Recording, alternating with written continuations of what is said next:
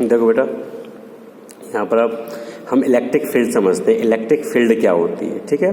तो electric field की definition क्या है? Definition, electric field due to a charge is the space around the charge in which any other charge is acted upon by an electrostatic force। इसका means क्या है? इसका means बेटा हम यहाँ पर समझते हैं। तो देखो इसका मीन्स क्या है? इसका मीन्स ये है आपका कि जैसे सपोज करो यहाँ पर आपने बेटा प्लस क्यू चार्ज ले लिया है ना। अब इस चार्ज के आसपास एक स्पेस ड्रॉ कर लिया आपने। अब इस स्पेस के बीच में कोई भी चार्ज आएगा, चाहे वो चार्ज पॉजिटिव हो या वो चार्ज नेगेटिव हो। यदि पॉजिटिव चार्ज होगा तो क्या होगा? इसके ऊपर एक रिपल्सन फोर्स काम करेगा। तो यहाँ पर मान लिया ये क्या करेगा? ये मेन चार्ज है, इसे रिपेल करेगा, एक रिपल्सन फोर्स लगाने की कोशिश करेगा। और यदि बेटा यहाँ पर नेगेटिव चार्ज आ गया, आपका क्या आ गया? नेगेटिव चार्ज, तो ये क्या करेगा? ये इसे अट्रैक्ट करना स्टार्ट कर देगा।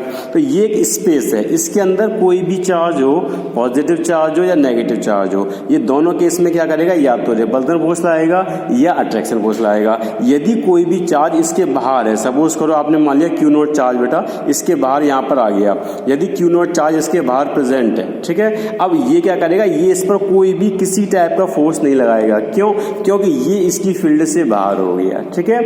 इसका मीन्स क्या है? इसका मीन्स ये है कि the space around the charge in which other charge experience a force. कोई भी दूसरा चार्ज है, चाहे वो पॉजिटिव चार्ज हो या नेगेटिव चार्ज हो, वो फोर्स एक्सपीरियंस करेगा।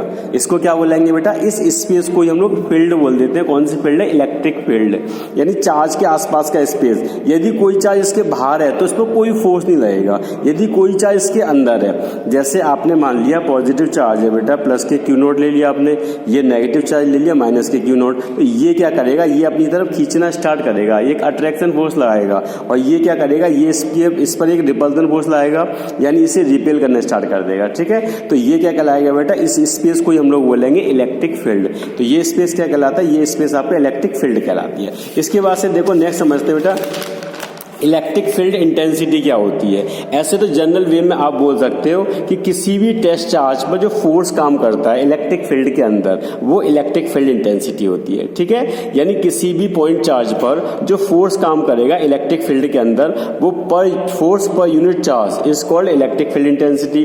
तो यहाँ पर डेफिनेशन लिखिए बेटा, electric field intensity at a point due to a source. Source means point charge हो गया आपका एक। Charge may be defined as the force experienced per unit positive test charge. यहाँ पर टेस्ट चार्ज लिया है। टेस्ट चार्ज का means क्या होगा मैं भी आपको बता रहा हूँ। Force experienced per unit positive test charge placed at that point without disturbing the source charge, यानी ऐसी जगह प्लेस करना चाहिए जिससे सोर्स चार्ज आप पर डिस्टर्ब ना हो, ठीक है। That is called electric field intensity. इसी को हम लोग क्या बोल देते हैं बेटा? इसी को हम लोग इलेक्ट्रिक फील्ड इंटेंसिटी बोल देंगे। फॉर्मूला होगा E is equal to vector F upon Q note.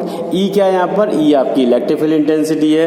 F क्या है? एफ आपका इलेक्ट्रिक फोर्स है। क्यू नोट क्या है? क्यू नोट आपका टेस्ट चार्ज है। तो क्यू नोट को क्या बोलेंगे बेटा? क्यू नोट को हम लोग बोलेंगे टेस्ट चार्ज। क्यू नोट आपका टेस्ट चार्ज है, तो E is equal to F upon Q naught, ठीक है। अब ये क्यू नोट आपका टेस्ट चार्ज यहाँ पर लिख रखा है बेटा, force experience per unit positive charge test charge placed at that point without disturbing the source charge, यानी हमें सोर्स चार्ज को डिस्टर्ब नहीं करना। अब देखो जैसे एक फॉर्मूला आपने मान लिया, सपोज करो आप यहाँ पर आपने प्लस क्यू चार्ज ले लिया। ये कौन सा चार्ज है? प्लस क्यू चार्ज है बेटा। ये प्लस क्यू चार्ज आपने ले लिया यहाँ पर। अब जब आप छोटा सा कोई भी चार्ज लेके आओ, सपोज करो क्यू चार्ज ले लिया आपने, अब ये चार्ज क्या करेगा बेटा? ये चार्ज तो इस पर फोर्स लगाएगा इस तरफ, ठीक है, लेकिन ये चार्ज भी तो इस पर फोर्स लाएगा। जब ये चार्ज इस पर फोर्स लाएगा तो आपको पता है कि इसके जो फोर्स है उस फोर्स पर कहीं ना कहीं अफेक्ट होना स्टार्ट हो जाएगा। ये फोर्स आपका रिड्यूस हो जाएगा, क्यों? ये इस पर फोर्स लगाने की कोशिश करेगा, ठीक है बेटा। तो यहाँ पर आपने मान लिया कि जब ये इसकी यानी मेन फील्ड है, यानी जो लाइंस आपकी निकल रही होगी, इन लाइंस को क्या करेगा बेटा? इन लाइंस को अफेक्ट करना स्टार्ट कर देगा। तो हम लोग यहाँ पर क्या लेंगे? हम लोग यहाँ पर पॉइंट चार्ज लेने की कोशिश करते हैं, ताकि मेन चार्ज है, सोर्स चार्ज को किसी भी टाइप का कोई भी अफेक्ट ना करे। यानी जो आपने टेस्ट चार्ज ले रखा है बेटा, ये टेस्ट चार्ज इस सोर्स चार्ज को किसी भी टाइप से अफेक्टेड ना करे, ठीक है। तो इसीलिए टेस्ट चार्ज को हम लोग क्या माने चलते हैं? बहुत स्मॉल चार्ज माने चलते हैं, पॉइंट चार्ज, स्मॉल चार्ज या पॉइंट चार्ज। इसके आगे मैंने एक्सप्लेन किया आपको in the above expression for electric field, electric field it is assumed that when the test charge q naught is placed at the observation point, यदि हम test charge q naught को किसी observation point पर रखते हैं, कहाँ पर रखते हैं, किसी भी ऑब्जर्वेशन पॉइंट पर रखते हैं टेस्ट चार्ज को, तो इट डज नॉट डिस्टर्ब, ये आपका डिस्टर्ब नहीं होगा, it does not disturb the source charge, यानी ये डिस्टर्ब नहीं करता सोर्स चार्ज को। One way to ensure that test charge q naught does not disturb the source charge is to be keep its magnitude vanishingly. इसका means क्या है, इसका magnitude बहुत छोटा होना चाहिए। If the test charge q naught is not vanishingly, यानी इसका मैग्नीट्यूड बहुत छोटा नहीं है, it will be disturb the source charge, तो उस केस में क्या होगा बेटे, सोर्स चार्ज को डिस्टर्ब करेगा। यदि हाई मैग्नीट्यूड होगा, मतलब लार्ज चार्ज होगा, तो ये सोर्स चार्ज को डिस्टर्ब करेगा, और यदि स्मॉल चार्ज होगा, बहुत छोटा चार्ज होगा, तो सोर्स चार्ज को डिस्टर्ब नहीं करेगा। तो यहाँ पर ये लिखा हुआ test charge q naught is not vanishing small, it will be disturb the source charge and hence electric field. अब आपने लिख रखा है कि at the observation point will different from the one had the source charge remains in the original position. ठीक है, इसका means क्या है, जो इलेक्ट्रिक फील्ड है आपकी वो चेंज हो जाएगी, डिफरेंट फ्रॉम वन है ना, had the source charge remains in its original position. ठीक है, अपनी पोजीशन में रखा हुआ है, तो इसका मीन्स ये है कि therefore electric field intensity at a point charge at a point due to a source charge may be defined as the force experienced per unit charge on the vanishingly small test charge placed at the point is equal to limit of q naught tends to 0 vector f upon q naught। देखो इसका means क्या है, यानी अभी हमने जो definition पढ़ी थी बेटा, वो डेफिनेशन हमने ये पढ़ी थी कि E is equal to F upon Q naught, ये हमने इलेक्ट्रिक फील्ड की डेफिनेशन पढ़ी थी, ये फॉर्मूला लिखा था। इसका मीन्स है क्यू नॉट जो चार्ज है बेटा, क्यू नॉट चार्ज है, यदि उसकी कुछ ना कुछ वैल्यू हुई, यानी बहुत बड़ा चार्ज हुआ, तो सोर्स चार्ज को अफेक्ट करेगा, सोर्स चार्ज को अफेक्ट पड़ेगा, तो उसके इलेक्ट्रिक फील्ड इंटेंसिटी के या इलेक्ट्रिक फील्ड के अंदर मेन जो सोर्स चार्ज है वो अफेक्टेड हो जाएगा, तो इलेक्ट्रिक फील्ड की वैल्यू चेंज हो जाएगी आपकी। तो उस केस में क्या करते हैं बेटा, हम इसे पॉइंट चार्ज लेने की कोशिश करते हैं या फिर बहुत स्मॉल चार्ज लेने की कोशिश करते हैं, यानी इसका जो मैग्नीट्यूड है बेटा वो बहुत स्मॉल होना चाहिए। तो इसके लिए हम लोग क्या करते हैं, इसमें इसे फॉर्मूले को लिखते हैं, E is equal to limit of Q naught tends to 0 vector F upon Q naught. इसका मीन्स क्या है, इसका मीन्स है limit of Q naught tends to 0। It's means जो आपकी आप इलेक्ट्रिक फील्ड का फॉर्मूला निकालो, E is equal to limit of Q naught tends to 0 vector F upon Q naught, मतलब क्यू नॉट आपका बहुत स्मॉल चार्ज है। क्यू नॉट क्या चार्ज है बेटा, क्यू नॉट आपका बहुत स्मॉल चार्ज है, तो यहाँ पर आप क्यू नॉट को स्मॉल चार्ज लेकर चल रहे हो। ठीक है, क्यू नॉट को क्या मान रहे हो आप, क्यू नॉट को आप मान के चल रहे हो स्मॉल चार्ज, तो क्यू नॉट क्या चार्ज है, स्मॉल चार्ज है। इस स्मॉल चार्ज होने की वजह से क्या होगा, जो मेन चार्ज आपका क्यू था, अब इसकी तो टेस्ट चार्ज क्या होता है, टेस्ट चार्ज वो होता है जो खुद तो अफेक्टेड हो जाता है लेकिन सोर्स चार्ज को अफेक्टेड नहीं करता, उसको टेस्ट चार्ज बोल देते हैं। यानी इसकी खुद की कोई इलेक्ट्रिक फील्ड प्रेजेंट नहीं होती है ना, जो हम इलेक्ट्रिक फील्ड में रखते हैं तो इस पर तो फोर्स लगता है, लेकिन ये किसी भी अदर चार्ज पर फोर्स नहीं लगाता, वो टेस्ट चार्ज के अंदर आ जाता है। इसीलिए हमें इलेक्ट्रिक फील्ड का फॉर्मूला है बेटा, E is equal to limit of Q naught tends to 0 vector F upon Q naught. ठीक है बेटा, ये हमने लिख रखा है, E is equal to limit of Q naught tends to 0 vector F upon Q naught. इसका मीन्स ही यही है कि क्यू नॉट टेंड्स टू 0 का मीन्स है क्यू नॉट बहुत स्मॉल चार्ज है, जिसका मैग्नीट्यूड है वो बहुत स्मॉल है, यानी मैग्नीट्यूड क्या है इसका, मैग्नीट्यूड इसका 1। या इस समय आप इसको डिफाइन करोगे तो इसको हम लोग यूनिटी मान के चलते हैं। इलेक्ट्रिक फील्ड क्या होती है, electric field intensity is defined as it is equal to force when the test charge is unity. इसको ऐसे भी डिफाइन कर सकते हैं, यानी टेस्ट चार्ज यदि आपने यूनिटी मान लिया तो इलेक्ट्रिक फील्ड किसके इक्वल हो जाएगी, इलेक्ट्रिक फोर्स के इक्वल हो जाएगी। ठीक है, तो इसीलिए बेटा हम इस चार्ज को क्या लेके चलते हैं, इस चार्ज को बेटा हम बहुत स्मॉल लेके चलते हैं। अब देखो यहाँ पर मैंने लिख रखा है आपके नोट्स में कि the idea of taking the limit Q0 tends to 0 is that placing the test charge at the observation point the source charge will not be disturb. इसका मीन्स ये साफ साफ कि जो सोर्स चार्ज है वो बेटा डिस्टर्ब नहीं होना चाहिए, यानी सोर्स चार्ज पर कोई भी अफेक्ट नहीं पड़ना चाहिए टेस्ट चार्ज की वजह से। ठीक है, अब देखो इलेक्ट्रिक फील्ड कैसी क्वांटिटी बेटा, इलेक्ट्रिक फील्ड एक वेक्टर क्वांटिटी है, इसकी ऐसा यूनिट क्या है, इसकी ऐसा यूनिट आपकी है न्यूटन पर कूलम। तो इसको आप लिख सकते हो कि वो फोर्स की यूनिट क्या होती है, फोर्स की यूनिट होती है न्यूटन, चार्ज की क्या होती है है? चार्ज की होती है कूलाम। तो इसकी यूनिट क्या होगी बेटा? इसकी यूनिट होगी न्यूटन पर कूलाम। तो इलेक्ट्रिक फील्ड इंटेंसिटी की यूनिट होगी आपकी न्यूटन पर कूलाम। ठीक है, अब देखो इसका फिजिकल सिग्निफिकेंस क्या होता है इलेक्ट्रिक फील्ड का। ये क्वेश्चन कई बार आ गया कि इलेक्ट्रिक फील्ड का फिजिकल सिग्निफिकेंस बताओ। तो फिजिकल सिग्निफिकेंस क्या रिप्रेजेंट करता है, तो मैं आपको एक्सप्लेन कर देता हूँ। जैसे सपोज करो यहाँ पर आपने मान लिया बेटा कोई चार्ज प्लस क्यू प्रेजेंट है, यहाँ पर आपने मान लिया दूसरा प्लस क्यू चार्ज प्रेजेंट है। अब इन दोनों के बीच की डिस्टेंस कितनी मान ली? इन दोनों के बीच की डिस्टेंस आपने मान ली आर प्रेजेंट है। ठीक है, तो इलेक्ट्रिक फील्ड क्या रिप्रेजेंट करती है? इलेक्ट्रिक फील्ड रिप्रेजेंट करती है कि दो चार्ज के बीच में ये फोर्स काम कर रहा है, यानी दो कोई भी चार्ज ले लिया आपने, इन दो चार्ज के बीच में एक फोर्स काम कर रहा है। इसी चीज को क्या रिप्रेजेंट करता है बेटा? इलेक्ट्रिक फील्ड इंटेंसिटी रिप्रेजेंट करती है।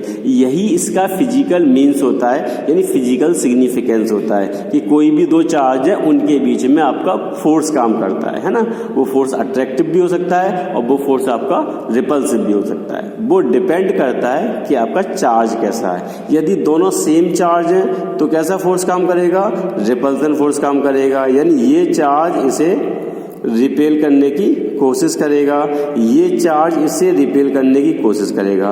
तो इन दोनों के बीच में बेटा कौन सा फोर्स काम करेगा? इन दोनों के बीच में आपका रिपल्सन फोर्स काम करेगा। ठीक है, और यदि हम बात करेंगे यदि दो आपके डिफरेंट चार्ज हैं, जैसे सपोज करो एक प्लस चार्ज ले लिया, एक माइनस क्यू चार्ज ले लिया, इनके बीच में कैसा फोर्स काम करेगा? इनके बीच में आपका अट्रैक्शन फोर्स काम करेगा। तो इसका फिजिकल मीन्स है, जो फिजिकल मीन्स है इलेक्ट्रिक फील्ड इंटेंसिटी का, फिजिकल मीन्स ही ये शो करता है कि दो चार्ज के बीच में फोर्स काम करता है। ठीक है, तो यहां पर बेटा मैंने फिजिकल मीन्स लिख रखा है, physical significance of electric field, physical significance of electric field. ठीक है, the concept of electric field is of a great significance, यानी आपको इलेक्ट्रिक फील्ड का कंसेप्ट दिखा रखा है कि कोई टू चार्ज ले लिए, to charge kept at a distance exert force on each other. इसका मीन्स क्या है? दो चार्ज पास पास में रखे हैं, जो मैंने अभी आपको एक्सप्लेन किया था, ये एक दूसरे पर फोर्स एक्सर्ट करते हैं, एक दूसरे पर फोर्स लगाते हैं, which is terms as action at a distance. The concept of electric field help us to understand the mechanics by which two charge kept at a distance exert a force on each other. इस जो mechanics इसको समझेंगे, वो mechanics ही भी यही show कर रही है कि दो चार्ज है बेटा, उनके बीच में क्या काम करेगा? उनके बीच में फोर्स काम करेगा। Further as an alternative to Coulomb's law in electrostatics, it gives a method to find the force experienced by one charge due to the other charge in terms of electric field produced by it. इस देखो जो Coulomb's law है, Coulomb's law से हम लोग क्या find out करते हैं? Coulomb's law से हम फोर्स की वैल्यू निकालते हैं, फोर्स का मैग्नीट्यूड निकालते हैं कि एक चार्ज दूसरे चार्ज पर कितना फोर्स लाएगा, उस फोर्स की वैल्यू क्या होगी और उस फोर्स का मैग्नीट्यूड क्या होगा। ओके बेटा, तो इससे हम क्या करते हैं? इससे हम फोर्स का मैग्नीट्यूड निकालते हैं और फोर्स की वैल्यू निकालने की कोशिश करते हैं। ठीक है, अब देखो अब यहाँ पर लिख रखा आपने electric field intensity due to a point charge, यानी अब आपको इलेक्ट्रिक फील्ड इंटेंसिटी निकालनी है बेटा किसकी वजह से? पॉइंट चार्ज की वजह से, कि किसी पॉइंट चार्ज की वजह से इलेक्ट्रिक फील्ड इंटेंसिटी कितनी होगी। तो यहाँ पर आपने वाई कोऑर्डिनेट मान लिया, ये जेड कोऑर्डिनेट मान लिया आपने। ठीक है सर, ये आपने एक्स कोऑर्डिनेट मान लिया, इससे क्या मान लिया बेटा? एक्स मान लिया। तो ये आपका एक्स कोऑर्डिनेट हो गया, ठीक है, ये वाई हो गया, ये जेड हो गया, ये एक्स हो गया। तीन कोऑर्डिनेट आपने कंसीडर कर लिए, एक्स वाई जेड। अब देखो ये पॉइंट आपने ओ मान लिया, ये पॉइंट आपने क्या मान लिया बेटा? पी पॉइंट मान लिया। यहाँ पर आपने मान लिया फोर्स आपका एफ काम कर रहा है और ये पोजीशन वेक्टर बेटा आर आपको ये गिवन है, ये पोजीशन वेक्टर आर ये गिवन है बेटा, ये आपको दे रखा है, तो पोजीशन वेक्टर आपने आर मान लिया। ठीक है, अब आपको पता है फॉर्मूला क्या होगा फोर्स का? F equal to 1/4 pi epsilon naught q into q naught upon are square into are cap, ये फॉर्मूला होता है फोर्स का। अब आपको इलेक्ट्रिक फील्ड इंटेंसिटी निकालनी है दो चार्ज के बीच में। देखो एक आपको पता है क्यू है, एक क्यू नॉट है, तो आपको फोर्स निकालना है। तो फोर्स का फॉर्मूला क्या होगा? फोर्स का फॉर्मूला होगा F equal to 1/4 pi epsilon naught into q naught upon are square into are cap. अब अभी आपने इलेक्ट्रिक फील्ड की डेफिनेशन लिखी थी, फॉर्मूला क्या होता है इलेक्ट्रिक फील्ड इंटेंसिटी का बेटा? E is equal to limit of Q naught tends to 0 vector F upon Q naught, और वेक्टर एफ की वैल्यू आपको ये गिवन थी। ठीक है, तो यहाँ पर आपने क्या किया? यहाँ पर आपने कर दिया बेटा E is equal to limit of Q naught tends to 0 1/4 pi epsilon naught q naught naught upon are square into are cap. Q naught से क्यू नॉट कैंसिल आउट कर दिया बेटा आपने। अब इलेक्ट्रिक फील्ड इंटेंसिटी ई की value कितनी आएगी, तो E is equal to 1/4πε0 Q upon are square into are cap. अब देखो एक फॉर्मूला होता है बेटा आर कैप। आर कैप का फॉर्मूला क्या होता है, तो यहाँ पर आपने मान लिया are cap equal to vector are upon vector are का मॉड। ये किसका फॉर्मूला होता है, आर कैप का फॉर्मूला होता है। तो यहाँ पर आपने मान लिया आर कैप इक्वल टू बेटा vector are upon vector are का मॉड। अब ये आर कैप की वैल्यू आप यहाँ पर पुट कर दो। आप आर कैप की जो वैल्यू है बेटा आप यहाँ पर पुट कर दो। तो यहाँ पर आपने कर दी vector are upon vector are का मॉड, तो आर इंटू आर स्क्वायर करोगे तो क्या हो जाएगा आपका आर क्यू हो जाएगा। तो देखो आर कैप की ये वैल्यू पुट करोगे vector are upon vector are का मॉड, यानी आर इंटू आर स्क्वायर करोगे तो आर क्यू हो गया। तो इलेक्ट्रिक फील्ड इंटेंसिटी का फॉर्मूला क्या आ गया, 1/4πε0 Q upon R cube into R vector R. ठीक है बेटा। अब देखो यदि आपको खाली इसकी मॉड वैल्यू लिखनी है, क्या लिखनी है, मैग्नीट्यूड लिखना है, तो मॉड वैल्यू हम यहाँ पर मॉड लगा देंगे और यहाँ पर मॉड लगा देंगे, इस तरीके से यहाँ भी मॉड लगा देंगे। तो मॉड कोई भी यूनिट वेक्टर है उसका मॉड क्या होता है, उसका मॉड होता है 1। कोई भी यूनिट वेक्टर होता है उसका मॉड 1 है, इसको आपने ई मान लिया। तो फॉर्मूला क्या होगा, E is equal to 1/4πε0 into Q upon are square. ये इसका फॉर्मूला आ जाएगा। ठीक है। तो देखो मैं यहाँ पर बता देता हूँ आपको, 1 मिनट यहाँ समझाता हूँ। जैसे सपोज करो आपने मान लिया बेटा आपको ई निकालना, तो आपने मान लिया E is equal to formula क्या था आपका 1/4πε0 into Q upon are square. ठीक है बेटा, इंटू आर कैप। अब आप क्या करो, आप यहाँ पर मोड ले लो, इधर भी मोड ले लो और इधर भी मोड ले लो, दोनों तरफ आप मोड ले लो। तो मोड लोगे तो बेटा यहाँ पर खाली ई रह जाएगा। यहाँ पर वैल्यू कितनी आएगी, यहाँ पर वैल्यू आपकी आएगी 1/4πε0 क्यू अपॉन आर स्क्वायर हो जाएगा। अब देखो आर कैप का मॉड हो जाएगा ये, है ना। और किसी भी वेक्टर का बेटा मॉड है, यानी यूनिट वेक्टर का जो मॉड है वो 1 होता है, कोई भी वेक्टर होता है। यदि आर कैप मॉड की बात करेंगे तो इसकी वैल्यू कितनी आएगी बेटा, इसकी वैल्यू आपकी 1 आएगी। तो ये वन वैल्यू आप यहाँ पर पुट कर दो। तो जब 1 वैल्यू आप यहाँ पर पुट करोगे तो ई की वैल्यू कितनी होगी, तो ई की वैल्यू होगी आपकी 1/4πε0 into Q upon are square. ये क्या हो गया बेटा, ये इसका मैग्नीट्यूड हो गया। क्या हो गया, तो ये इसका मैग्नीट्यूड हो गया। इससे हम मैग्नीट्यूड से रिप्रेजेंट कर सकते हैं E is equal to 1/4πε0 Q upon are square. ठीक है। अब देखो यदि हम इसका एक एग्जाम्पल से समझने की कोशिश करें इसे, जैसे मैं आपको यहाँ बताता हूँ, एक एग्जाम्पल बताता हूँ बेटा, इधर कराता हूँ मैं आपको। देखो सुनो, जैसे एक एग्जाम्पल मान लिया आपने, सपोज करो आपने मान लिया कि प्लस के 2 माइक्रोकूलम का चार्ज प्रेजेंट है यहाँ पर। ठीक है। यहाँ से अब आप देखोगे पॉइंट ए पर, ये पॉइंट ए ले लिया, ये पॉइंट ओ ले लिया, तो ये डिस्टेंस आपने मान ली 2 मीटर की डिस्टेंस प्रेजेंट है यहाँ से यहाँ तक। ठीक है बेटा। अब आपको यहाँ पर इलेक्ट्रिक फील्ड इंटेंसिटी ई की वैल्यू निकालनी है, ई कितनी होगी, है ना। तो यहाँ पर 2 माइक्रोकूलम चार्ज मान लिया, 2 मीटर की डिस्टेंस मान ली। अब आपको इलेक्ट्रिक फील्ड इंटेंसिटी ई की वैल्यू पूछी है। ठीक है। अब आपको यहाँ पर खाली मॉड वैल्यू पूछी है, अभी डायरेक्शन नहीं पूछी, हालांकि डायरेक्शन आउटवर्ड होगी। खाली आपको क्या निकालना, आपको खाली ई की वैल्यू निकालनी, मॉड ई कितना होगा, इलेक्ट्रिक फील्ड का मैग्नीट्यूड कितना होगा, खाली यहाँ पर आपको ये निकालना है। तो फॉर्मूला आपके सामने है, ये फॉर्मूला क्या है बेटा, फॉर्मूला आप लगा देना, E is equal to 1/4πε0 into Q upon are square. ये मॉड निकालने का फॉर्मूला होता है। किसका फॉर्मूला होता है बेटा, इलेक्ट्रिक फील्ड का फॉर्मूला होता है। तो यहाँ पर आपने कर दिया ई इज इक्वल टू, देखो इसकी वैल्यू फिक्स होती है, कितनी होगी इसकी वैल्यू, इसकी वैल्यू आएगी 9 × 10⁻⁹। क्यू की वैल्यू कितनी होगी 2 × 10⁻⁻6। आर कितना है 2, तो 2 का स्क्वायर कर दिया आपने, कर दिया। तो ई की वैल्यू कितनी होगी, तो ई की वैल्यू होगी 9 × 10⁹ इंटू 2 × 10⁻⁻6 अपॉन 2 का स्क्वायर कितना हो गया 4 हो गया। तो देखो इसे 2 से 2 काट दो आप। ठीक है। अब इस 2 से हम लोग क्या काट देंगे, इसे 4.5 बार काट देंगे। तो इलेक्ट्रिक फील्ड इंटेंसिटी की वैल्यू क्या हो जाएगी, फॉर्मूला क्या होगा, E is equal to 4.5 into power. देखो बेटा मल्टीप्लाई करने में पावर क्या होती है आपकी, पावर आपकी ऐड हो जाती है मल्टीप्लाई करने में। तो यहाँ पर आपने कर दिया 9 - 6, तो वैल्यू कितनी आएगी, तो ई की वैल्यू आपकी आएगी 4.5 × 10⁻3।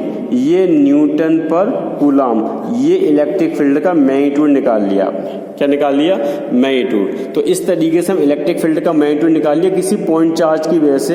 पॉइंट ए पर इलेक्ट्रिक फील्ड कितनी प्रेजेंट होगी, तो इसका मैग्नीट्यूड हम इस तरीके से बेटा निकाल सकते हैं। ठीक है।